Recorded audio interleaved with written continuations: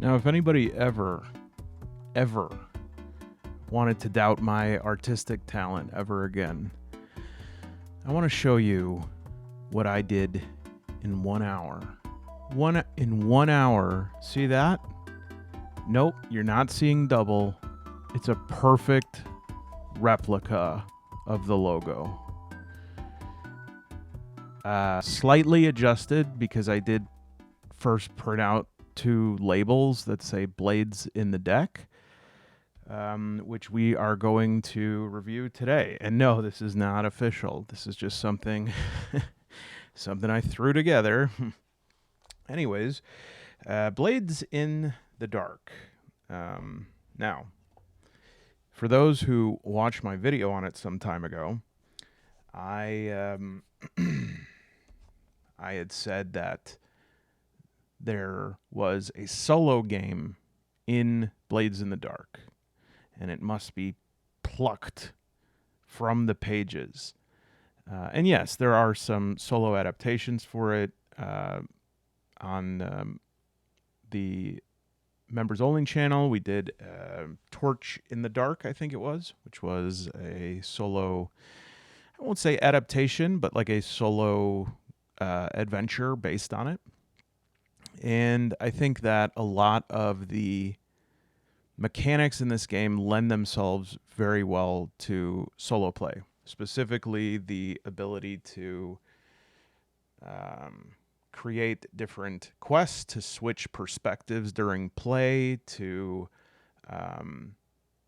reliably or with a high level of fidelity recreate different risk situations and adapt a lot of the,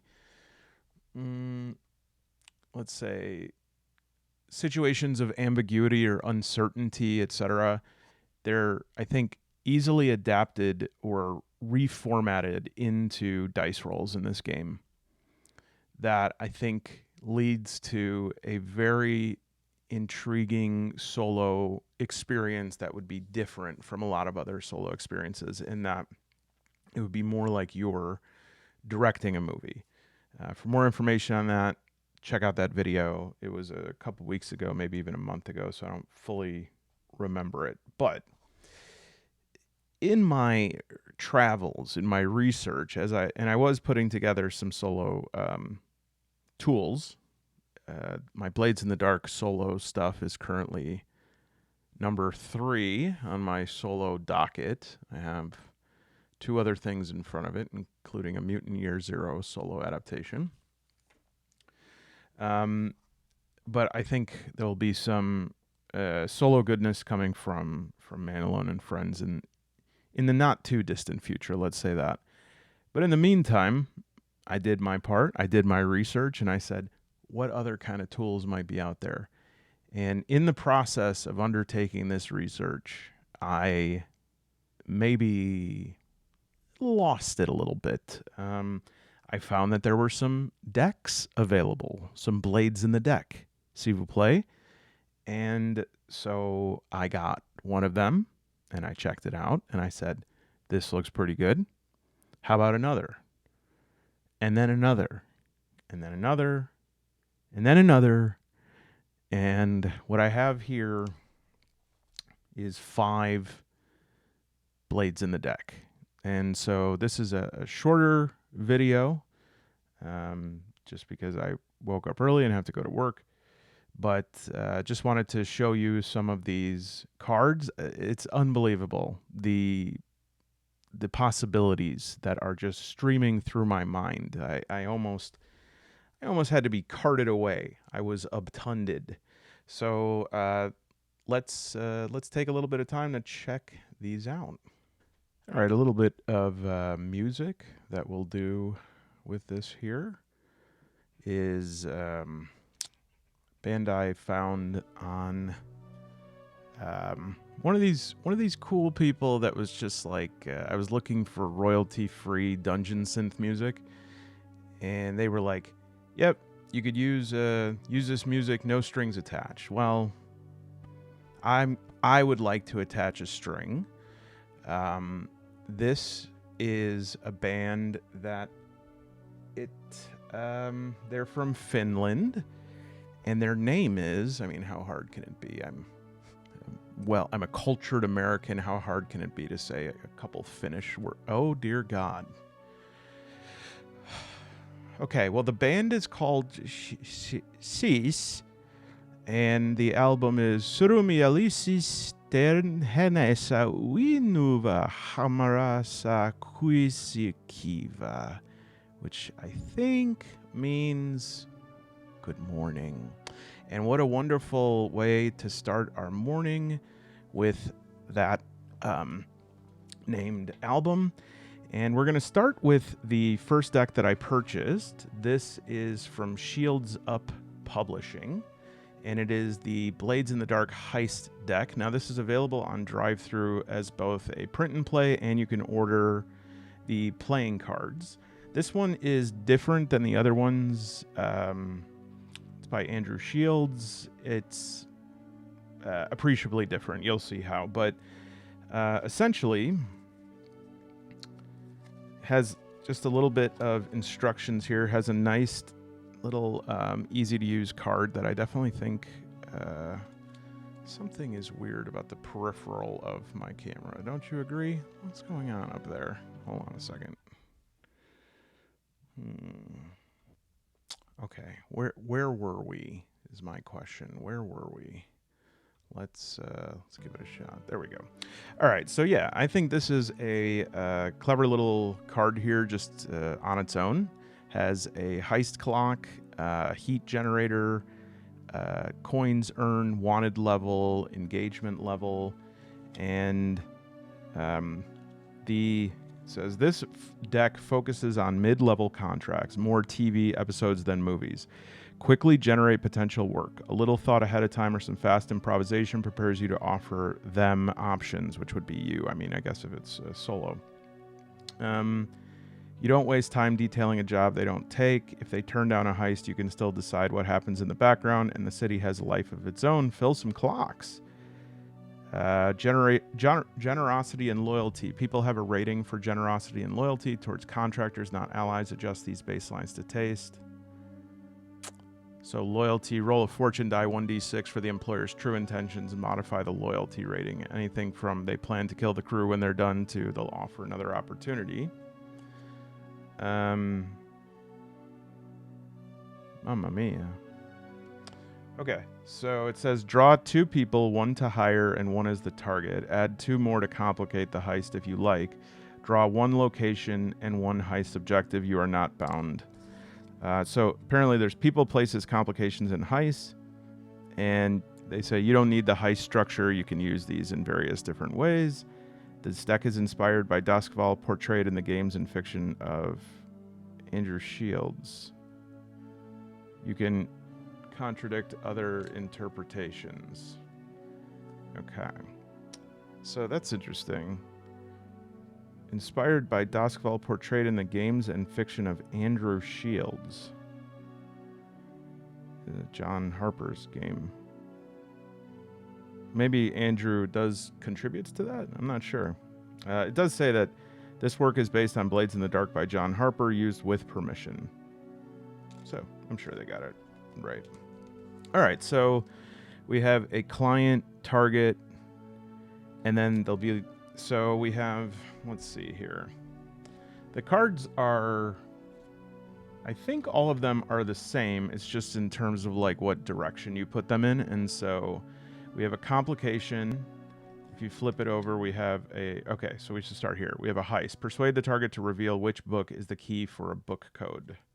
So we could use that as the heist. And then if we flip it, we have Driscoll Elliott, a blackmailing schemer who is an art critic, a lawyer, and a spider, architect and puppeteer, generosity +1, loyalty -1, allies, clients everywhere, enemies, clients everywhere.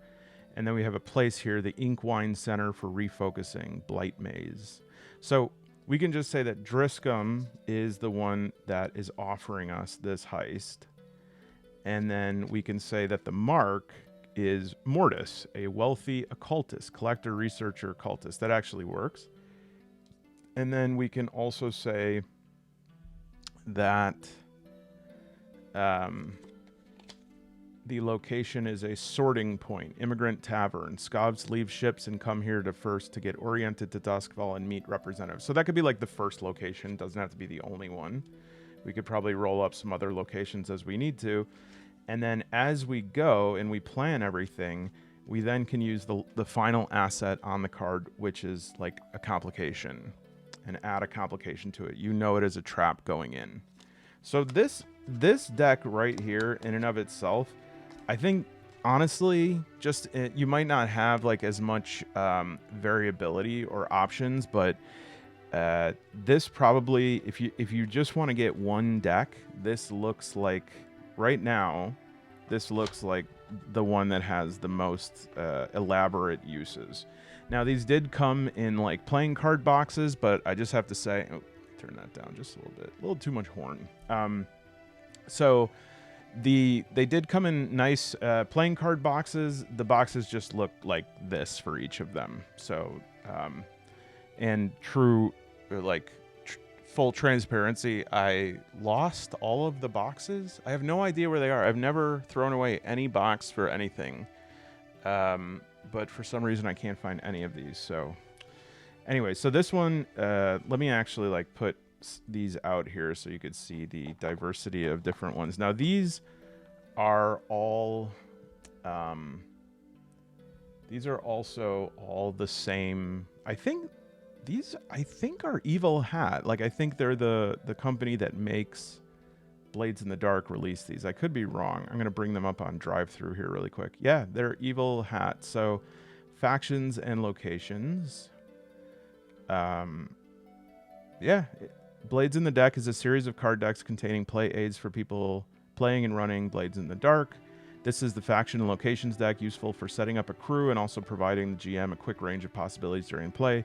In this deck, you'll find cards covering the factions and locations of interest in Duskfall.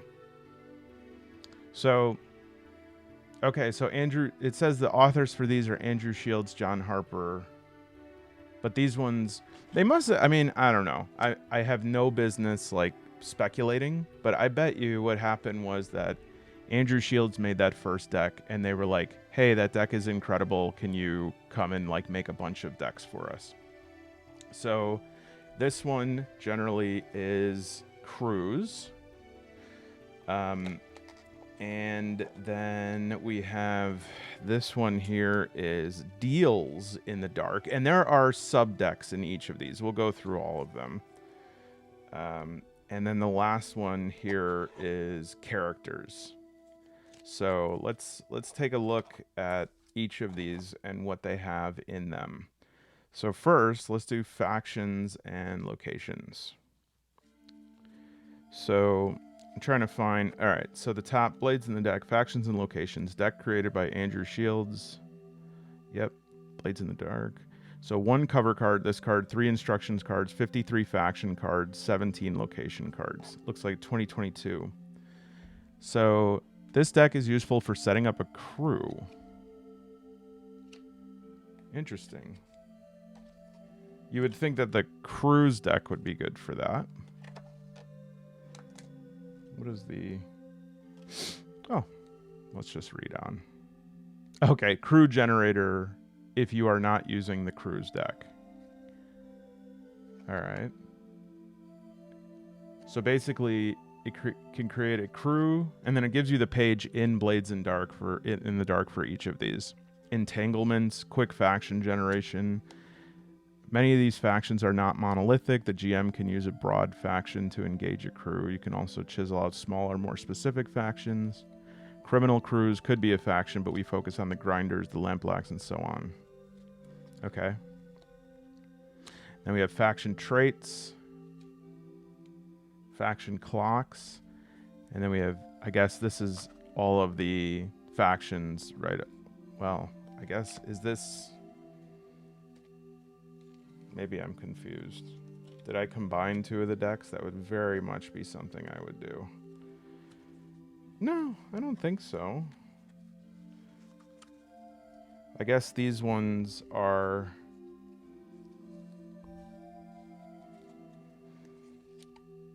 All right, so these are the basic factions. Let's see how many of these we have. Quite a bit.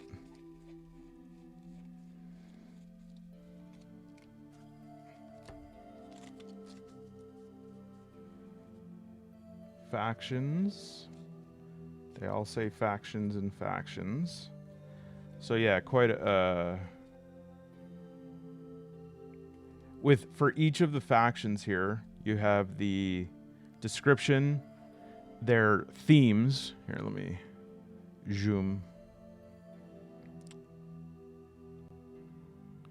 So you have like their themes, nobility from powerful families. This is their turf, their hold level, tier 4. That must mean they're pretty powerful. 3 NPCs for each of them. Notable asset, quirks, allies, enemies. And they're all numbered too. So like F1 here, all the way up to, what did it say? F57. Well, that's to 53. So there's 53 of those. And then what else does it say that it has? It said that they're... Okay. The tier 5 is the highest with 80 people. Strong is a stronghold. W is a weak hold. All right, now these are locations, and it says beyond. Okay, so that's beyond Duskfall. And then it's districts. And I wonder, are these the actual districts like listed out on the map here? It's a little bit too... This map I have is like, I bought the high res map, but it doesn't matter how high res the map is if you like, if your printer's not high res. But I do think that these are the actual, like some actual locations. Coleridge, Crow's Foot, the docks. That sounds right.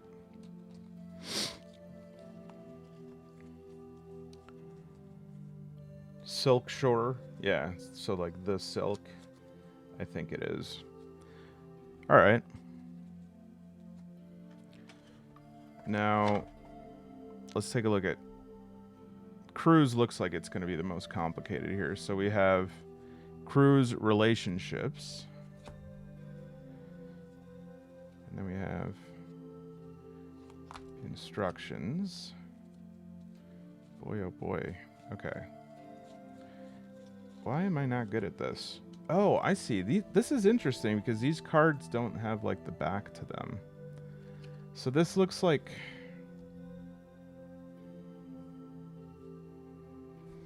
I wonder... These look very similar to the factions. So this would be crews within the factions. Wow. That is extremely granular. So let's take a look here. And of course, the cruise deck has using factions card, whereas the faction deck had... I think, yeah. The factions deck had crew generators, so they must go hand in hand here.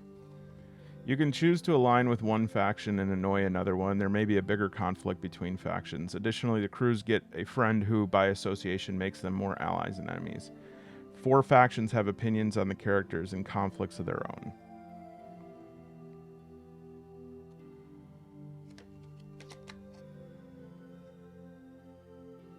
All right, so I think I'm using the cruise deck. You can base your decisions on a flexible range of options, speeding up to the process of building your crew so you can get right to the first heist. That's cool. Yeah, this would be really good for solo play because, you know, even the last video that I made with BB, Cloud Empress, which if you didn't watch that, if that doesn't seem like your thing, watch that video. That is a very cool game that has a solo protocol to it, but even that, we just kind of like rolled up each of our own characters and then another companion. And that is something that sometimes I really like taking my time to do that. And sometimes after I make like my character, I'm just like, give me some people. So it's nice to have tools to quickly run things up, and especially to just like bring up shadows. So yeah, these are the main types in the game. I know that these are the main like professions: smugglers, shadows, hawkers, cult, bravos, and assassins. So that one makes sense. And then each of them is like a different type of crew of an assassin. Got it.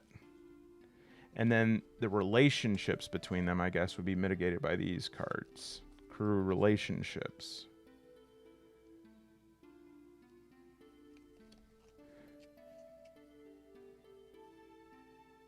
Favorite contact factions, +1 status with ink rakes, -1 with blue coats. Okay, so I guess you would just like roll up factions that you have in your world and then like distribute crews in each of them, or you can just decide the factions and then like as it comes up be like, oh, here's this is in this territory, and who comes along on the street? Well, it's a member of this crew. Rather than then stopping the game, bringing all that up, you can just deal out a crew. So now we have deals in the dark, and I think that this one is probably going to have some, maybe not exactly, but idea-wise, some overlap with that first deck. Devil's Bargains, that's right. So, okay, so these, the first thing that we have is these Devil's Bargains, which you can take the Devil's Bargain whenever you have a situation where you, forgot what it was, reroll or advantage, but basically it's like, well, you can get this thing for, you can like auto complete or auto succeed, but you have to take this bargain. And so there's low risk, medium risk, high risk. I don't think there's anything beyond that, but let's see here. 1 cover card, 2 instructions, so 20 of each. Pick a bargain or adapt one or draw another card for more options. You're not bound. Bargains measure character recklessness. Bargains are a way for characters to push harder and risk additional consequences. Depending on the stakes, choose from low, medium, or high. You can, oh, that's fun. You can offer a bargain from a lesser level before a roll and a higher level after the roll. That would be great for solo because it's like, I'm not going to take it. And it's like, well, you could take a low level one now. But if you roll and you lose, you could still get one, but it's a high level. So let's check this out.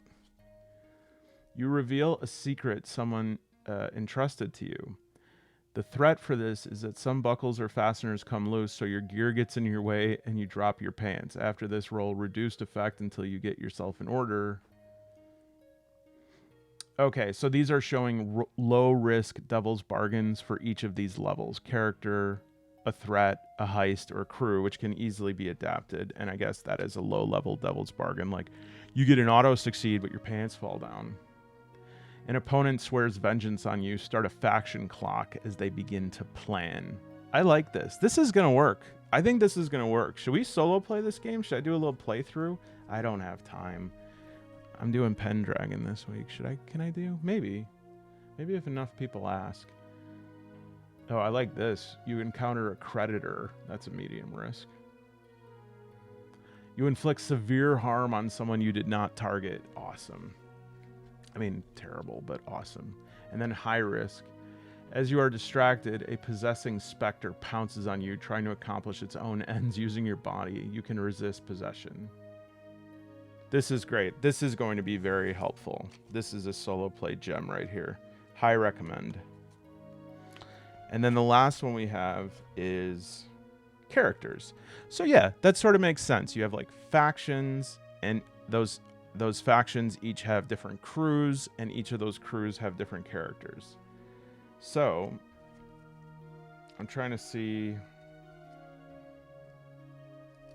like, where do we start here? So there's lots in here. There's characters vice, characters social circle, characters from your background, characters part of your heritage, characters part of your playbook specific. All right, so characters. Why use a deck? You can limit the information exposition. Okay. You can make characters alone or in a group up to 4. Make decisions as you draw cards in each phase as what the constellation of options look like. First, you can change your name. We know how to do that as solo players. So if you get options that do not seem to fit together or offer choices you wouldn't normally play. You can redraw until you get something you like. Consider keeping strange or seemingly incongruous options. Very good. They can inspire unexpected role-playing opportunities. Divide this deck into... so we actually do want to divide it up into all of these different things because we want to create a complex character. So these are all divided by playbook. So I'll use a playbook one that I recognize, which is a lurk. And then we'll give some people in a social circle. That's a background card that snuck in there. All right, so we'll give me 2 people from my social circle. And then we'll give 2 people from, well, just for time, we'll do 1 of each. 1 from my background. 1 person associated with my vice. 1 person from my heritage. Now, this is interesting. 1 person that is coming after me. A hunting creature? I think that's what that is. So let's take a look in order here and see what kind of character we have just drawn up. We have a lurk, starting build, the daring rogue, 1 finesse, 2 prowl, skirmish +2, consort +2. Starting ability is daredevil, +1 die to your roll if you also take -1 die to any resistance rolls against consequences, and you gain 1 XP when you address a challenge with stealth or evasion. Gives you the place in the book. Now this lurk, in their social circle, it says pick 1 set to be your starting social circle, then choose 1 person to be a close friend and 1 to be a rival or enemy. So, pick 1 set. All right, so we'll say, why do I have to only do 1 set? Maybe I want both. Maybe I want to have a wealthy friend and also a revolutionary friend. So I can get Jolitz, an adventurous banker, and Beckon, a sardonic war hero. I don't really know what the up and down arrows mean. Are those all like that?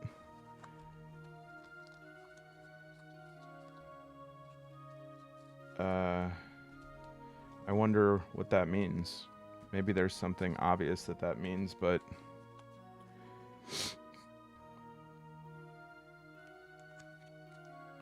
Choose 1 of the 2 social circles, identify 1 friend and 1... Okay, so the friend would be the one that's like the up arrow and the rival is down. Now, I'm going to do something a little bit risky here just to confirm this thing that I'm wondering, which is...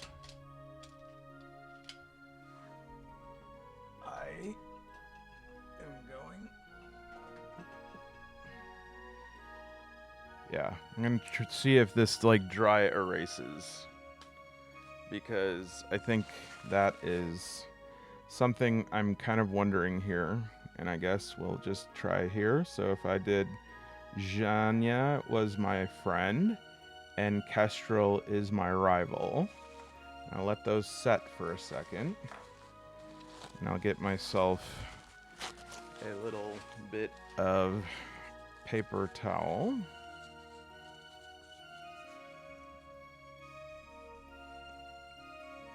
Perfect. Crap. All right. Well, let's see if maybe with a little bit of je ne sais quoi. Let me find some hand sanitizer. All right. Let's. This is obviously not ideal because you're not going to have alcohol swabs, but just to check if we can maybe. Because I know that the, like, Starforged asset cards. Yeah. Kind of. I can still sort of see it, which is not ideal. So, unfortunately, it looks like these are not made for dry erase, which would have been really good. That would have been really good. Because, I mean, unless you're willing to, like, have some... messy cards like that. That's okay. We can't have it all, right? But we could use the system, also not ideal, but in Ironsworn or Starforged, there's like the little paper clip thing. Maybe you could find something that fits around that. But that is strange to it seems as though, and you know what, the this card as well, although this is from a different set, but I wonder, like this one, I thought this would be great to use dry erase on, but it feels honestly like the same lamination level, so who knows.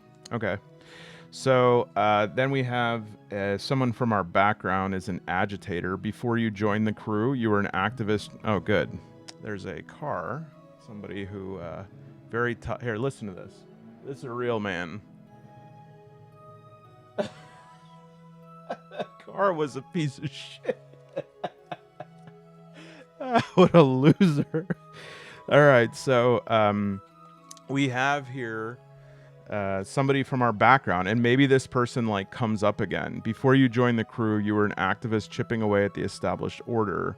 So this could be very interesting given what we said about our social circle, is that you have like a revolutionary friend and you have these wealthy friends, and maybe this is who you want to surround yourself with now.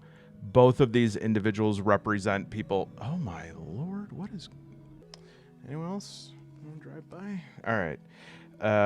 Yeah, so there's that nice like plot conflict there. And then this is your vice. So you unwind by indulging needs normal people do not have.